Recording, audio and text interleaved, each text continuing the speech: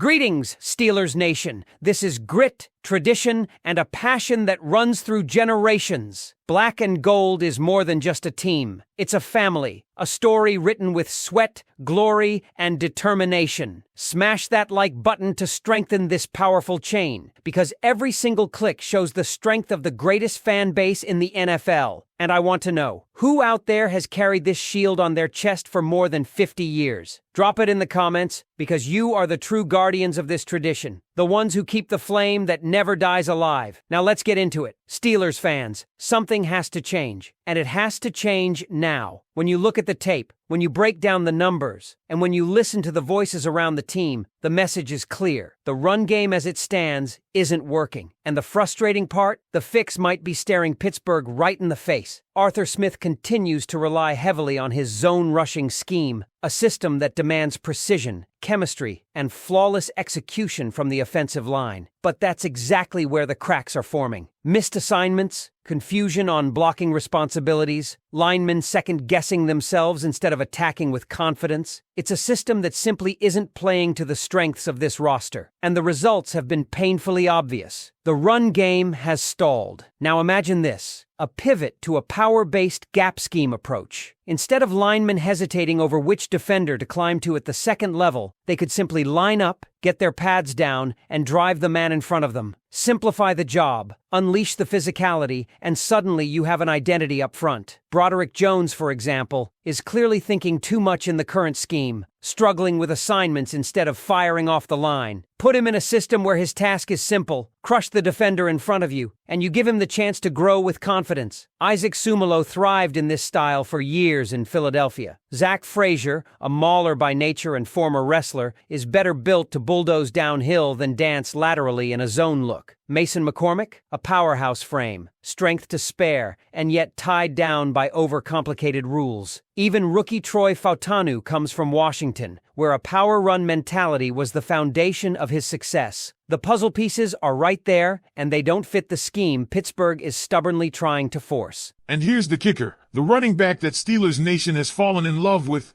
Jaylen Warren, shines brightest in this exact type of system. His numbers tell the story better than words. When running behind gap concepts, his explosiveness, his burst, his ability to cut and make defenders miss in open lanes, all of it comes to life. Throughout his young career, he's posted far better production behind power looks than in zone runs. Yet this season, the Steelers have called over 60% zone plays for Warren, while dialing up just a single gap run.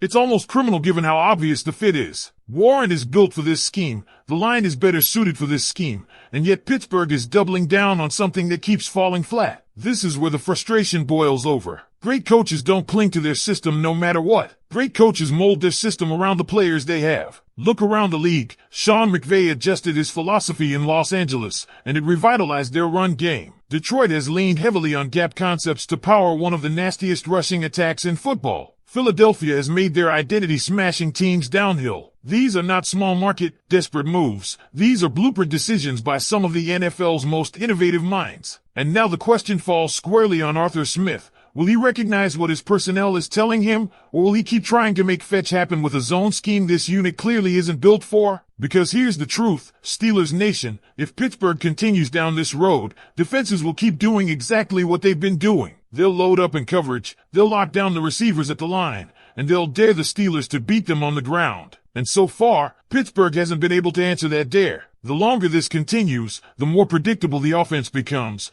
and the harder it will be to dig out of the hole. This is about identity, this is about toughness, and this is about giving your roster the best chance to succeed with the tools they already have. So I'll put it to you, do the Steelers need to rip the Band-Aid off and fully commit to a power, gap-based rushing attack? Do you believe Arthur Smith has it in him to make that change before this season slips away? Drop your thoughts below, yes or no. Should Pittsburgh pivot now? And while the run game is the most glaring problem staring us in the face, it's only half of the story. The other half, and perhaps the one that's even more painful to watch, is the state of the passing attack. Defenses around the league have already figured out how to shut Pittsburgh down, stack up in man coverage, roll out heavy doses of cover 5, and wait for the Steelers to stumble. Cover 5, 2 deep safeties, press man underneath, is designed to choke out big plays, force tight throws, and suffocate receivers at the line. And right now, that's exactly what's happening. Here's the reality. To beat cover 5, an offense has 3 primary options. First, run the football, but as we've already discussed,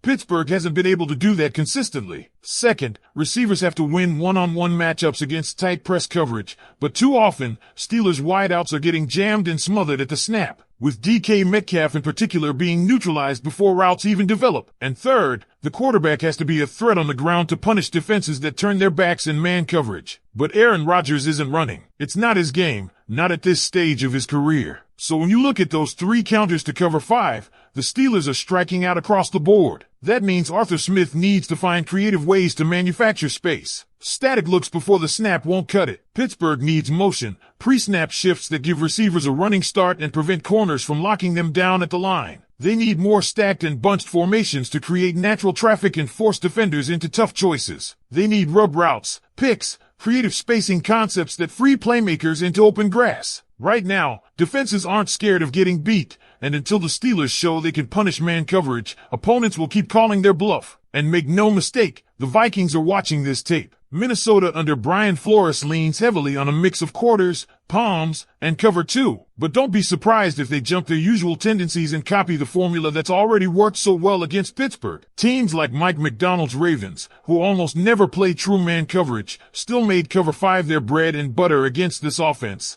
because it works. The Vikings could easily follow that blueprint in Dublin this Sunday. If Pittsburgh doesn't have an answer ready, we could be staring at another long, frustrating day where the offense sputters, the receivers are bottled up, and the quarterback is left with nowhere to go. That's why the run game fix and the passing game fix are tied together. If you can't run the ball, defenses will sit back and suffocate your passing lanes. If you can't create separation outside, defenses will crowd the line and dare you to beat press man. It's a vicious cycle, and Pittsburgh is caught right in the middle of it. The only way out is adaptation, schematically, creatively, and maybe even philosophically, because this offense isn't just in a rut. It's becoming predictable, and predictable football in the NFL is a death sentence. Now, before we turn to the defensive side of the ball, let me throw this back to you, Steelers Nation. Do you think Arthur Smith has what it takes to break this cycle? Is it just a matter of time and execution, or is this offense broken by design until major changes are made? Let me know in the comments, because if Pittsburgh keeps walking into the same trap, it won't matter how good the defense plays. On defense,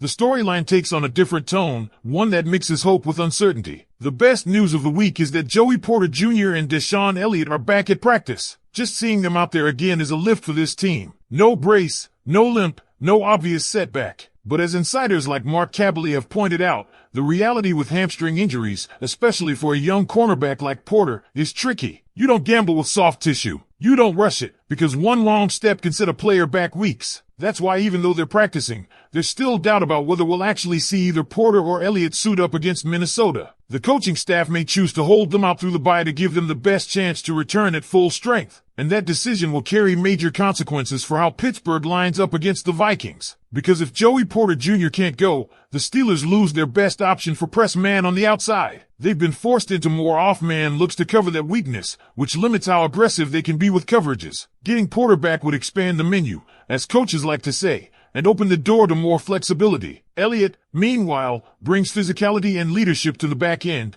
but again, patience may be the smarter play. So what does that mean for Sunday? It means this defense probably has to lean on the same philosophy that worked against the Patriots. Bend, don't break. Force Carson Wentz to string together long, methodical drives. Keep everything in front. Limit explosive plays. And wait for the mistake that almost always comes with him. Wentz has the arm to attack downfield, but he also has the habit of forcing throws into tight windows, drifting in the pocket, and putting the ball in harm's way. He has the kind of bad pocket presence that can turn a simple collapse into a turnover. Against New England, that bend-don't-break plan resulted in 5 takeaways. It wasn't flashy, but it was effective. But here's the warning. Justin Jefferson and Jordan Addison are not the Patriots' receivers. Jefferson, in particular, might be the best wideout in football. If Pittsburgh goes heavy cover one man and leaves him without help over the top, it's going to be a nightmare. Darius Slay and Brandon Eccles can't hold up against him one-on-one. Nobody really can. The only real shot is making sure Jalen Ramsey is glued to Jefferson whenever Pittsburgh does go man.